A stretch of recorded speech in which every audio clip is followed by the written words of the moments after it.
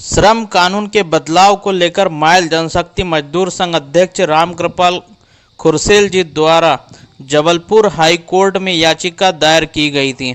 Jabalpur high court के chief justice द्वारा मध्य प्रदेश और एएनआर को नोटिस भेजा और 15 जून को जवाब मांगा है। मायल जनशक्ति मजदूर संघ मध्य प्रदेश महाराष्ट्र का प्रेसिडेंट रामकृपाल खुरसेल।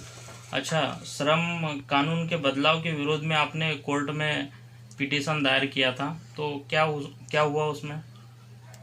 जनरली अभी क्या हुआ कि जब कोरोना महामारी का जब दौर जनवरी से जब चालू हुआ, उसी पीरियड में केंद्र सरकार ने श्रमिकों के एक विरोध में कानून लाया, बदलाव किया उन्होंने, श्रम कानून में बदलाव लाया।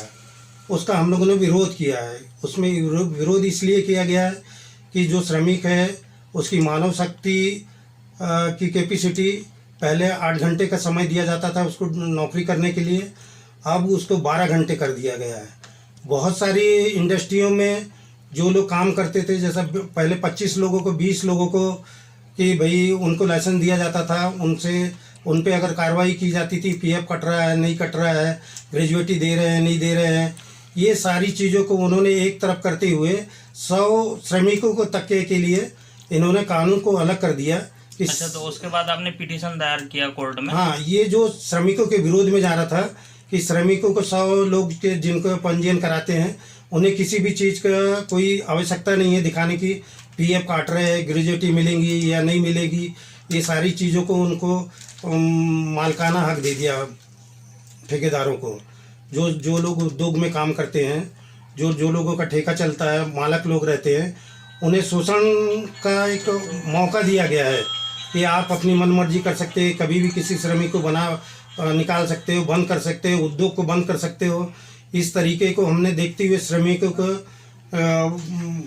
पक्ष में ना जा रहा है ये सब चीज़ें और उनके विरुद्ध में कार्य की जा रही है केंद्रीय सरकार द्वारा। इसलिए हमने इसको पहले तो हमने पेपरबाजी की, पेपर में भी दिया कि श्रम कानून का बदलाव का हम विरोध करते हैं।